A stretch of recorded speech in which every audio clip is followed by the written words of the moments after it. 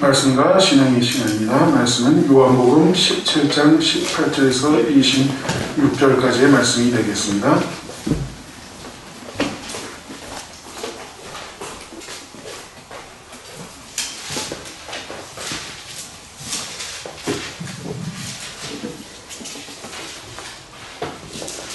아버지께서 나를 세상에 보내신 것 같이 나도 저희를 세상에 보내었고 또 저희를 위하여 내가 나를 거룩하게 하오니 이는 저희도 진리로 거룩함을 얻게 하려 함이니이다.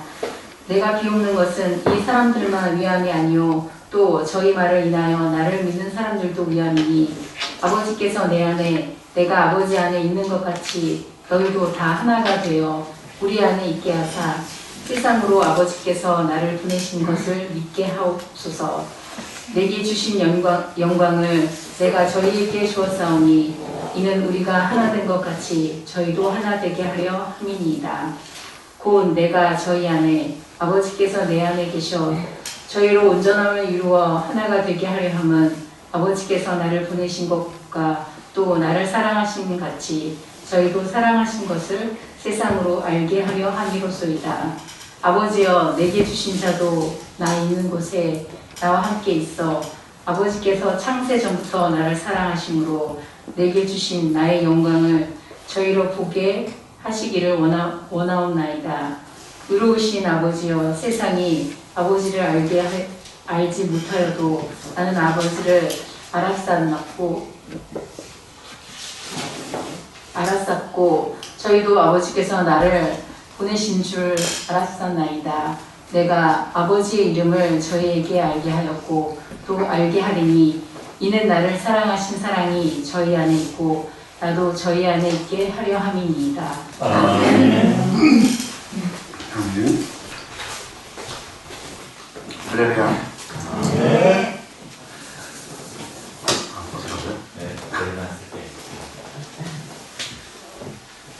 마스크를 벗을 수 있는 은혜를 주셔서 감사합니다. 저에 대해서 잠깐만 소개를 해드리겠습니다. 저는 1967년 6월 19일 마포구 신공덕동 58번지 태어났고요. 그리고 1985년에 그리스도 신학대학을 입학을 해서 공부를 아주 못했기 때문에 구학기를 다녔습니다.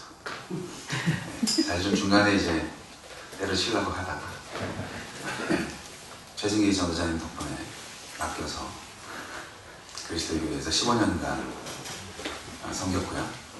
그리고 2007년도에 미국 애틀란타 조지아주에서 찬양 목사가 필요하다는 요청이 있어서 그쪽으로 튀었습니다. 저는 한국에서 15년 동안 그리스도 교회를 섬길 때 일단 맨 처음에 간 교회는 아주교회였고요. 정남수 전도사님께서 그때 이제 최진기 전도사님 만났고요.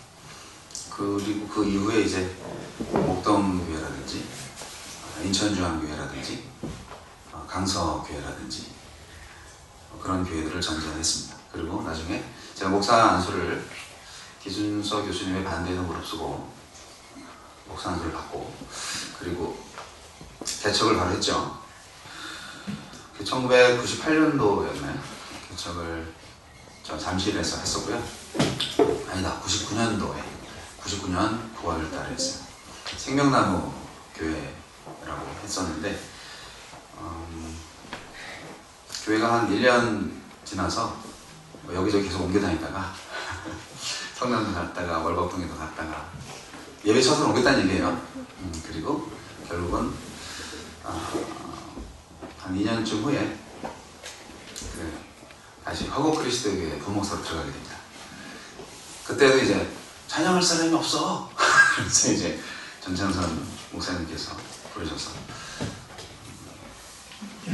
그래서 두 목사님 보고 간 게 아니라 이제 찬양을 해야 된다고 하니까 예배 받으시는 분은 하나님이시잖아요. 그래서 그곳에 가서 예배 담당과 부목사로 있었다가 이제 거기서 사임하고 나서 이제 미국에 가게 된 케이스입니다. 그 사이에 타권선교 교회도 했었고 그리고 또 사이드로 생명나무 선교단이라는 찬양팀을 조직해서 한 8년간 전국을 순회하면서 찬양 집회를 열고 그랬습니다. 여하튼 저는 목사가 맞는데요. 그냥 예배자, 예배 인도자라는 말을 좋아합니다. 예배 찬양 사역자라는 말을 훨씬 좋아하고요. 지금도 미국에서는 찬양 사역 목사님, 찬양 목사님 이렇게 불림을 받을 때 더 좋습니다. 왜냐하면 저는 설교보다 찬양이 더 위대하다고 생각합니다. 죄송합니다. 저는 찬양이 설교보다 더 수명이 길다고 생각합니다. 왜 그러신지 한번 생각해 보십시오. 우리가 천국 가면 할 일이 뭐가 있겠어요? 하나님을 찬양하는 일밖에 없어요. 근데 천국 가면 여러분 누가 설교하겠어요? 설교할 사람 없어요. 이미 천국 가는데. 하지만 찬양은 해야 돼요. 그래서 우리가 100년 살지만 영원을 살 입장에서 보면 찬양을 잘하는 사람이 하나님께 더 좋은 점수를 받지 않을까. 할렐루야. 귀 있는 난 들을지어다. 자, 오늘 제가 말씀드리고자 하는 설교의 제목은 보냄받은 교회입니다. 보냄받은 교회. 보냄받은 교회. 요한복음 17장은 예수님의 기도문입니다. 예수님이 제자들을 사랑하시면서 세상에서 이제 마지막 십자가의 그 사명을 감당하기 전에 기도한 내용이죠. 15, 16, 17, 18 이 요한복음의 요 아주 긴 기도문은 정말 예수님의 모든 소원이 다 담겨있는 기도 문장입니다. 그 중에서 보냄받은 교회라는 이 주제를 끄집어낼 수밖에 없는 본문이 오늘 본문 말씀이고요. 오늘 저는 이 귀한 시간에 한 30년 전부터 전 세계를 강타한 새로운 교회 패러다임으로 명명되고 있는 미셔널 처치에 대해서 잠깐 소개해 드리려고 합니다. 미셔널 처치를 번역을 하게 되면 선교적 교회가 되겠는데요.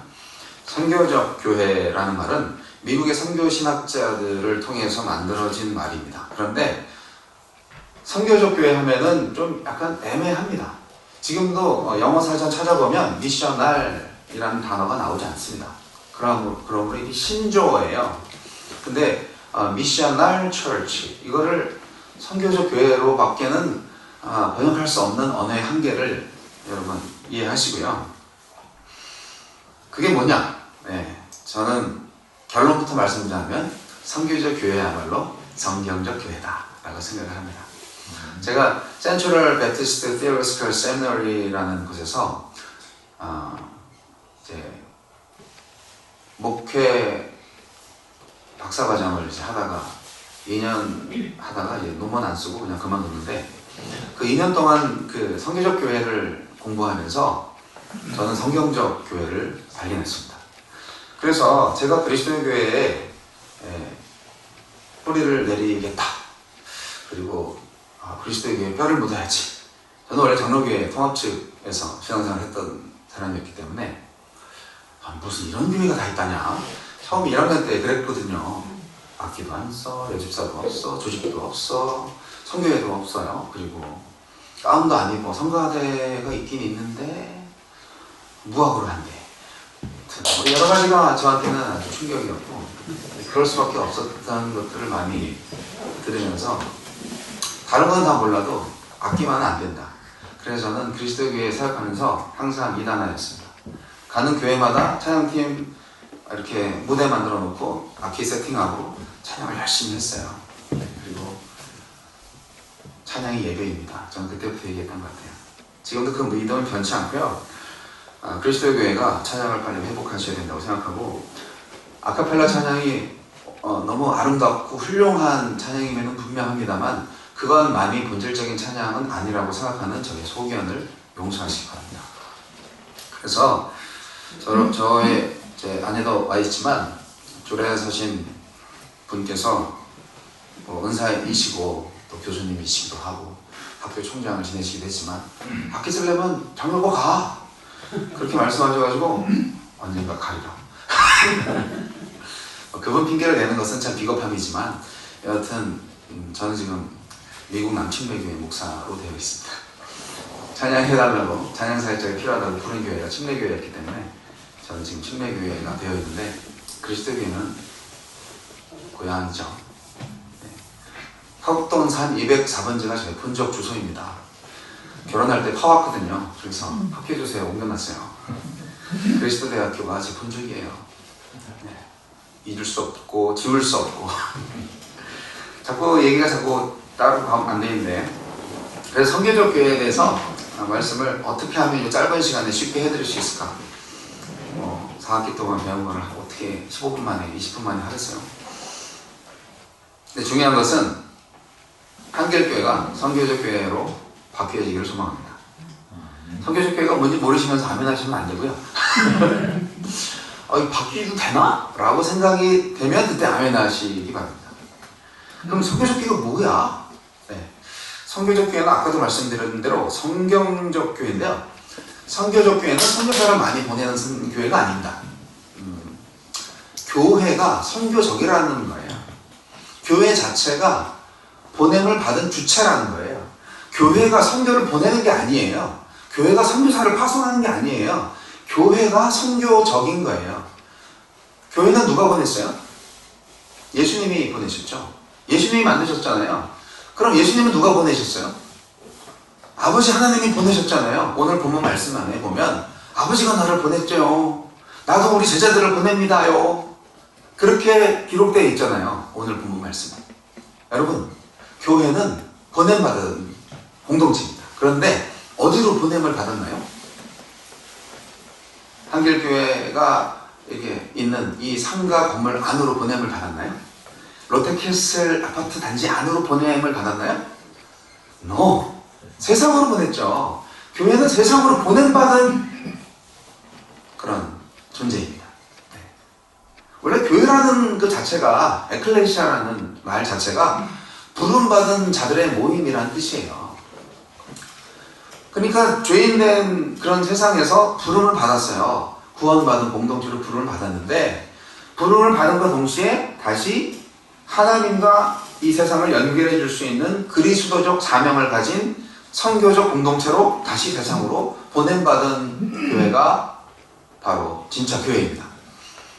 교회가 어떻게 보냄을 받아 우리 건물에 슈퍼 엔진이 있는 것도 아니고 날개가 있는 것도 아니고 교회가 건물이라고 생각하는 사람들이 정말 많은데 저도 건물로 생각하는 교회 가서 예수 믿고 구원받았지만 정말 교회가 건물이 아니라 사람이다 라는 개념이 우리의 모든 생각과 마음을 지배하기에는 참 건물이라는 이 위대한 매체가 우리를 너무나 눌러버리는 것 같아요. 억압하는 것 같아요.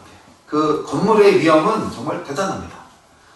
멋진 건물, 웅장한 건물을 딱 서 있으면 쪼그라들잖아요, 사람이. 사람은 다 똑같아요. 하지만 내가 이 교회 담임 목사입니다. 그러면 우러러 보이죠. 그게 건물이 가지고 있는 능력입니다. 헛된 능력이죠. 그래서 우리가 중세교회 때부터 아주 멋진 건물, 높은 첨탑 이런 거에 이제 눌려 있어가지고 우리 개신교는 루터의 종교개 이후에 개혁으로 만들어진 교회이기 때문에 계속 개혁할 수밖에 없는데 완벽하게 개혁하지 못했어요. 부분적으로 개혁을 했던 거죠. 그래서 계속 개혁을 해 가야 되는데 생각보다 많이 못했고 다시 거꾸로 가는 교회들도 많이 있다라고 생각이 듭니다. 미국에서 선교적 교회에 대한 얘기를 하기 시작했는데 사실상 선교적 교회라는 말을 처음 쓴 사람은 레슬리 뉴 비긴이라는 사람입니다. 레슬리 뉴 비긴이라는 사람은 영국 사람이죠. 27살 됐던 해에 1936년에 안수를 받고 결혼을 했어요. 곧바로 스코틀랜드 장로교단에 의해서 인도 선교사로 파송을 받았습니다. 이 사람이. 그리고 1974년에 40년에 이르는 인도 사역을 마치고 돌아와서 영국 버밍햄에 정착했어요. 셀리옥 대학이라는 곳에서 이제 교수 활동을 하게 되는데 거기서 그는 아주 큰 문화 충격을 받게 됩니다. 어떤 충격이었냐면, 아니 복음에 대해서 말을 하니까 학생들이 다 싫어하는 거예요. 다 어려워하는 거예요. 다 미워하는 거예요. 이게 뭐지? 뉴 비긴이 인도에서 40년 동안 사역을 마치고 자기 고향으로 왔는데, 그가 발견한 고향 영국은 외국의 선교지가 되어버리고 말았던 거예요. 제가 오늘날 10몇 년 몇 개 안 됐지만 한국에 오니까 약간 비슷한 느낌이 납니다. 한국도 선교지예요. 그렇게 말씀들을 많이 하시더라고요. 진짜 그런 것 같아요. 제주도에 가니까요, 학급에 예수 교회 다니는 애들이 1명, 2명밖에 없어요. 제주도는 제일 복음화율이 낮은 지역이잖아요. 제주도에 제가 갈 기회가 있어서 물어봤더니 한국이 선교지입니다. 한때 선교사를 제일 많이 보내는 두 번째 나라였는데, 비율상으로는 첫 번째였을 수도 있지만, 근데 지금은 선교사 제일 많이 보낸 나라는 미국 다음으로 한 브라질인가 그럴걸요 아마? 지금 현재는? 지금은 우리나라가 좀 어렵습니다. 그런데 이 뉴비긴이 이 자기 나라가 이미 이렇게 선교지가 되어 있다는 것에 대해서 큰 충격을 받고 이런 말을 했습니다. 여기는 복음에 대한 반대보다 더 마주대하기 힘든 복음에 대한 차가운 멸시가 있어요. 영국은 이교도 사회가 되었어요. 그렇게 고백을 한 거죠. 얼마나 절망스러웠겠어요. 이런 뉴비긴의 이 고통과 그리고 그 고통으로 인한 변증과 새로운 패러다임 쉬프트가 이루어지죠. 교회에 대한 생각들을 바뀌죠. 오늘날 선교가 뭐냐? 오늘날 교회가 뭐냐? 그랬을 때 그 레슬리 뉴비긴이 고통하면서 고민했던 거를 미국 신학자들이 받아들여서 옛날 교회 성장학 교수들이 요즘 다 이 미셔널 처치 다 가르칩니다. 교회 성장 다 실패했거든요. 30년간 교회 성장학 교수들 정말 돈 많이 벌었어요. 전 세계를 돌아다니면서 아주 교회 성장론을 열심히 했는데 지금 그거 다 실패였다고 합니다. 그 교회 성장 시대에 제가 목사가 되겠다고 결심하고, 그리고 부흥회 때 앞에 나가가지고 기도하고 주의 종이 되겠나이다 그랬는데 지금 약간 후회하고 있어요. 그냥 대학이나 잘 갈걸.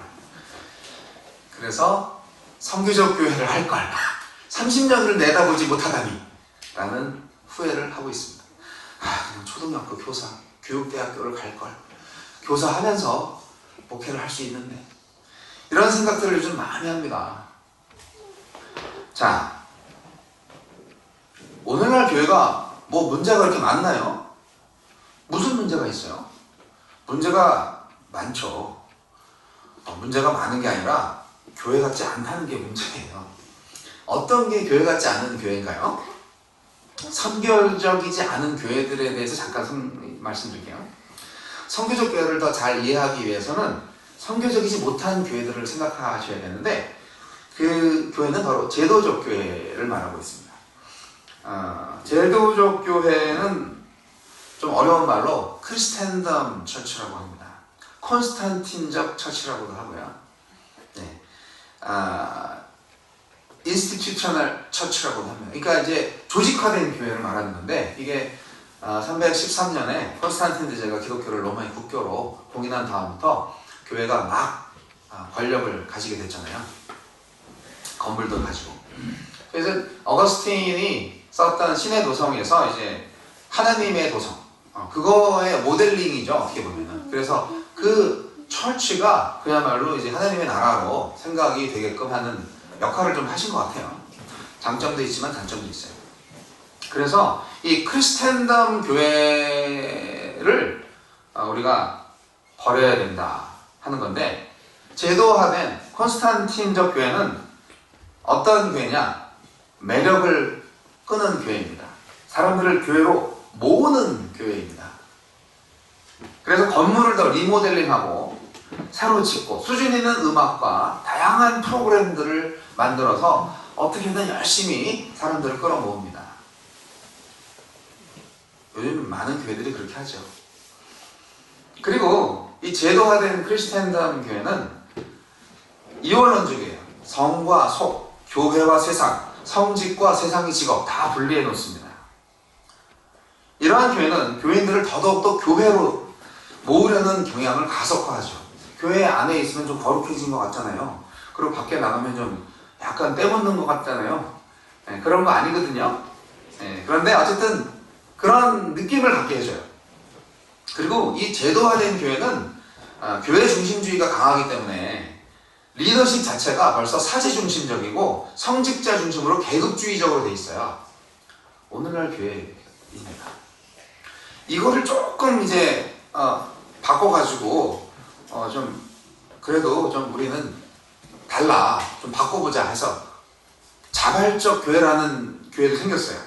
코퍼레이트 처치라고 하는데 제도적 교회를 극복하려는 노력이 바로 이 자발적 교회인데요. 이것은 교회가 공공단체로서의 기능을 좀 하려고 노력하는 교회입니다.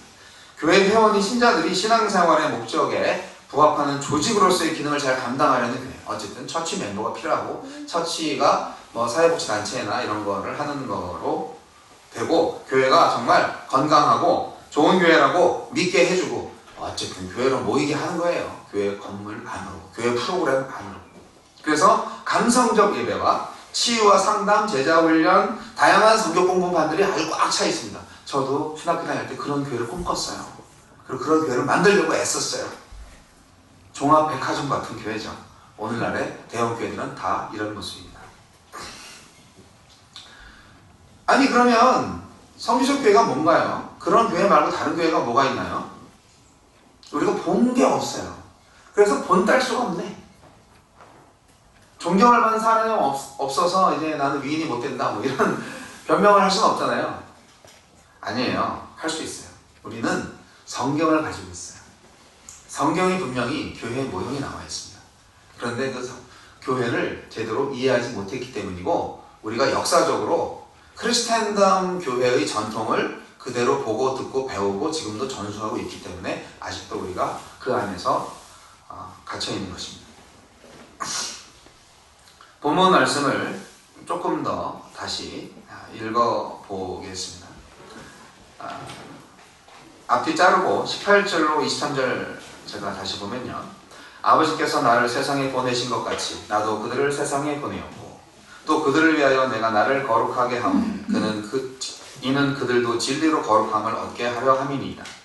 내가 비옵는 것은 이 사람들만 위함이 아니요 또 그들의 말로 말미암아 나를 믿는 사람들도 위함이니 아버지여 아버지께서 내 안에 내가 아버지 안에 있는 것 같이 그들도 다 하나가 되어 우리 안에 있게 하사 세상으로 아버지께서 나를 보내신 것을 믿게 하옵소서. 내게 주신 영광을 내가 그들에게 주었사오니 이는 우리가 하나가 된 것 같이 그들도 하나가 되게 하려 함이니이다. 곧 내가 그들 안에 있고 아버지께서 내 안에 계시어 그들로 온전함을 이루어 하나가 되게 하려 함은 아버지께서 나를 보내신 것과 또 나를 사랑하신 같이 그들도 사랑하신 것을 세상으로 알게 하려 함이로소이다. 이 말씀을 통해서 저는 파송하시는 하나님을 발견합니다. Sending God. 아버지께서 나를 세상에 보내신 것 같이 라고 고백하잖아요. 나도 저희를 세상에 보내었고 말하고 있잖아요. 이게 세상으로 누가 갔어요? 예수님을 통해서 사도들과 제자들이 세상으로 보내졌어요. 교회 공동체는 세상으로 보냄받은 존재입니다. 그런데 왜 보냈나? 누가 보냈나? 그리고 어떻게 보냈나? 여기에서 결국 이 일을 하시는 분은 하나님이시다라는 것에 여러분 포커싱을 하시기 바랍니다. 세상으로 보냄받은 사도들과 교회는 파송하시는 하나님에 의해서 된 것이고요. 그래서 선교의 주체는 하나님이시고 모든 선교는 하나님의 선교다. 미시오 데이 뭐 이렇게 말하는데 라틴어로 하나님의 선교에 대한 새로운 이해가 필요합니다. 우리는 교회에서 열심히 선교사 세우고 파송하고 해요. 이 뭔가 처음부터 잘못된 거야. 첫 단추부터 뭔가 잘못된 거예요. 하나님이 우리를 보낸 건데 우리가 선교사라고요. 교회가. 하나님은 예수님을 세상으로 보내셨고 예수님도 사도들을 세상으로 보내셨어요. 교회 공동체가 보냄받은 선교지는 구원받을 백성이 있는 세상입니다. 하나님은 이 세상을 그토록 사랑하셔서 독생자 예수 그리스도를 주셨잖아요. 이것은 지리적, 인종적, 세대적 세상을 다 포함한다고 할 수 있습니다. 이 세상은 도움이 필요한 지역, 모든 백성과 모든 세대를 포함하기 때문입니다. 그래서 이 21세기 선교적 교회는 국내 국외를 가리지 않고 복음이 필요한 세상이면 어디든지 누구에든지 사명을 가지고 나가야 하는데, 여기까지는 좀 비슷한 것 같지만 제가 말씀드리고자 하는 핵심은, 내가 교회입니다. 당신이 교회입니다. 우리가 바로 교회입니다. 한 번만 다시. 내가 교회입니다. 당신이 교회입니다. 우리가 바로 교회입니다. 마지막으로 한 번만 다시. 내가 교회입니다. 당신이 교회입니다. 우리가 바로 교회입니다.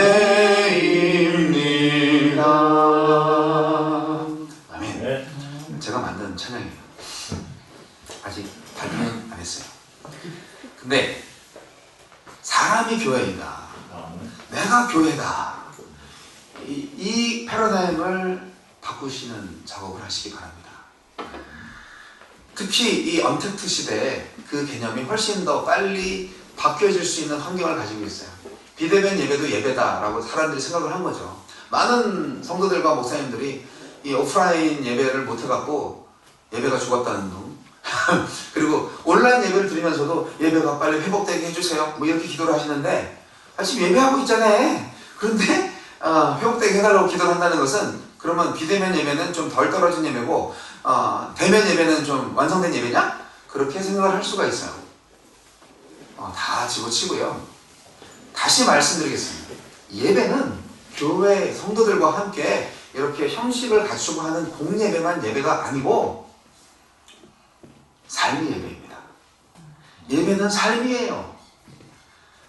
성경에 어디를 뒤져봐도 목도, 찬송, 기도, 교동문, 축도 뭐 이런 거 순서 나와 있지 않습니다. 그리고 교회 건물을 이렇게 지어야 돼, 저렇게 지어야 돼, 방주를 짓거나 아니면 성막을 지을 때는 말씀하셨지만 교회가 만들어질 때는 그렇게 말씀하시지 않았어요. 왜냐하면 교회는 건물이 아니니까. 왜냐하면 교회는 사람이니까. 초대교회는요 건물이 아니에요. 빌립보 교회하고 안디옥 교회에서 돈을 많이 모았어요. 바울이 모으라고 그래가지고. 왜 모으냐면 예루살렘 교회가 너무 어려워가지고 도와주라고. 안디옥 교회가 처음에 작정을 했는데 1년 동안 미직미직 해가지고 디모데 보내고 막 다른 사람 보내서 결단해 했잖아. 그래서 이제 해가지고 이제 모아가지고 예루살렘 교회를 도와줬어요. 그런데 그 돈이 예루살렘 교회 무슨 뭐 건물 모기지 갑부라고 그게 돈을 줬나요? 그런 거 아니에요. 예루살렘 교회 성도들이 너무 가난하고 그 당시 기근이 막 닥쳤기 때문에 힘들고 어려워서 배고파서 굶어 죽게 생겨가지고 그 성도를 돕기 위한 구제 헌금이었다는 거죠. 그 선교 헌금은 구제 헌금이었어요. 우리가 오늘날 많은 교회들이 건물 관리 못해가지고 은행만 좋게 하고 있어요. 자본주의 세계, 자유민주주의 세계에서 우리가 너무 하나님의 돈을 아주 이상한 데 쓰고 있어요. 우리가 교회가 될 수 있는 것은 성령 하나님이 계시고, 하나님은 이 땅에 오셔서 우리와 하나 되었기 때문에 가능합니다. 교회가 교회될 수 있는 것은 성령이 함께 하시기 때문에 교회입니다. 여러분, 삼위일체 하나님을 어떻게 경험하시나요? 오늘 말씀 가운데에서 우리가 하나가 되었다고, 아버지가 내가 하나인 것처럼 나도 그들과 하나라고, 그렇게 예수님 말씀하고 있어요. 우리는 예수님과 하나입니다. 우리는 하나님과 하나입니다. 우리가 교회입니다. 우리 안에 진리가 있고 성령이 있어요. 우리가 가는 곳이 교회가 움직이는 거예요. 그래서 우리는 움직이는 교회예요. 삶이 예배라고 분명히 말씀드렸죠. 그렇다면 우리가 이미 세상에 나와 있는 거잖아요. 세상에 있는 우리가 교회인데, 그리고 그 교회가 하는 일이 예배인데, 그 예배는 거룩한 삶, 사랑하는 삶, 정직한 삶, 이웃을 사랑하는 삶이잖아요. 그런 삶이 예배인데, 그 예배를 보고 이제 세상 사람들이 하나님을 찬양하고 하나님께 영광 돌리라고 그렇게 하라고 오늘 본문 말씀의 주제가 바로 그거였습니다. 우리가 하나 된 것을 통하여서 세상 사람들이 하나님을 예배하게 하라고. 그것이 교회의 사명이고 기능이고 본질이죠. 그래서 사도행전 열심히 보시면 교회 건물 얘기는 하나도 안 나오고요. 그리고 교회 얘기만 나와요. 그리고 껏해야 마가의 다락방, 껏해야 루디안의 집, 이런 곳이 예배를 드렸던 장소일 뿐이에요. 예수님도 복음서 잘 읽어보시면 어느 집에서 이렇게 잠깐 머물면서 거기서 사람들 초청해서 뭐 이렇게 얘기하면서 이제 선교하고 말씀 전하고 그랬던 적이 있어요. 자, 많은 것을 말씀드릴 수는 없기 때문에 좀 마무리하려고 하는데요. 사랑하는 성도 여러분, 선교의 주체는 하나님이시다. 이것을 기억하시기 바랍니다. 교회의 선교는 파송하고 후원하는 차원에 머무는 것이 아니라 교회가 어떻게 존재하는가, 그리고 어떻게 살고 있는가, 여기에 포인트가 있다는 것을 잘 생각해 보시기 바랍니다. 교회는 선교사들을 파송하는 기관이 아닙니다. 교회 그 자체가 복음과 함께 세상에 참여하고 세상을 변혁시키기 위해서 세상으로 파송받은 사도적인 공동체입니다. 이 선교적 교회가 바로 보냄받은 교회이고, 그래서 가는 교회이고 고인 처치이고 가야만 하는 교회인 것입니다. 여러분의 가정이 교회이고 여러분의 직장과 사회가 예배의 장소예요. 그래서 선교적 교회가 이 보내진 것을 확실하게 회복하는 교회가 되는 것입니다. 선교는 교회의 한 활동의 영역이 아니에요.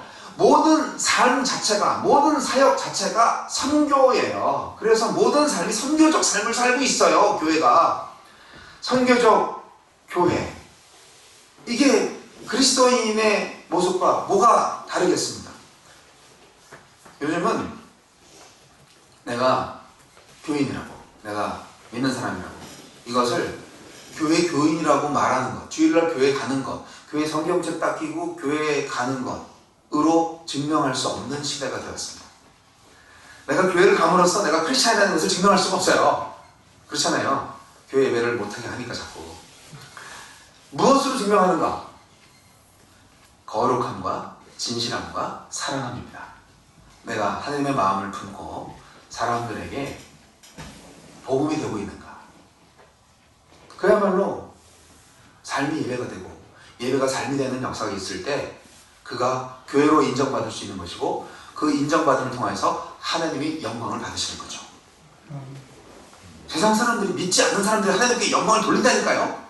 그걸 하나님께서 원하시잖아요. 성경의 말입니다. 사랑하는 성도 여러분, 이 선교적 교회로 바뀌려면 갈 길이 아주 멉니다. 하지만 좀 다시 새롭게 배워보시고요. 그래서 여러분, 이 성육신적 교회론에 대해서 한번 공부를 해보시기 바랍니다. 이 인카네이션이라는 부분, 예수님이 하나님이셨는데 인간이 되셨다라는 것을 너무 많이 공부했어요. 근데 그것을 실천은 못했던 것 같아요. 이 메시아적 영성을 가지고, 사도적 영성을 가지고 우리가 교회가 되어야 하는데, 세상을 향해서 우리가 의무적으로 한다는 것이 아니라 내가 예수님과 하나가 돼서 그냥 잘 살면 됩니다. 그냥 행복하게 잘 사세요. 이게 굉장히 중요한 건데요. 가장 좋은 자녀 교육이 뭔지 아십니까? 문제아는 없다, 문제 부모만 있다 라고 말씀 많이 들었죠? 가장 좋은 가정교육, 자녀교육은 엄마 아버지가 부부싸움 안 하고 행복하게 그냥 40년이 돼도 깨가 쏟아지게 그렇게 행복하게 사는 거예요. 다른 거 필요 없어요. 그러면 그걸 보고 자란 자녀가 행복하게 잘 살 겁니다. 뭘 가르치려고 그러세요? 우리는 드러내면 됩니다. 그리고 그냥 그렇게 살면 드러내게 돼 있어요. 지금은 다 드러났어요. 우리 교회의 그 진상이 다 드러났어요. 아, 너네 교회가 원래 그런 거였어? 그래서 세상으로부터 걱정거리가 되고 세상으로부터 질타를 받고 있죠. 저는 오늘 이 시간에 우리는 주님의 비전을 쫓아서 세상으로 보냄받은 거룩한 공동체로서의 교회를 빨리 회복해야 된다 말씀드리고 싶습니다. 그리고 이 세상 문화가 너무나 어렵게 힘듭니다. 포스트 모더니즘 시대에서 우리가 많이 걱정들을 하시는데 괜찮습니다. 중요한 것은 back to the Bible, back to the 중세교회, back to the traditional church 이쪽으로 가는 게 아니라 back to the New Testament 신약교회로 오셔서 직접 성경을 보세요. 그래서 정말 제도적 교회, 크리스찬담 구조를 박살을 내고 그리고 정말 로마서 12장에 나와 있는 것처럼 거룩한 삶의 제사를 드리는 예배자로서 사는 그런 멋진 일을 하시기 바랍니다. 요한복음 17장 21절 말씀 한 번 더 읽고 말씀을 마치겠습니다. 아버지여, 아버지께서 내 안에, 내가 아버지 안에 있는 것 같이 그들도 다 하나가 되어 우리 안에 있게 하사 세상으로 아버지께서 나를 보내신 것을 믿게 하옵소서. 기도하겠습니다. 하나님 아버지 감사합니다. 교회가 보냄받은 교회임을 자각하고 사람의 교회인 것을 믿으며 내 안에 성령께서 나의 삶을 운행하셔서 진정 나의 삶의 예배를 통해서 세상이 하나님께 영광 돌리는 역사가 이곳 한길교회에도 있게 하여 주옵소서. 예수님 이름으로 기도합니다. 아멘.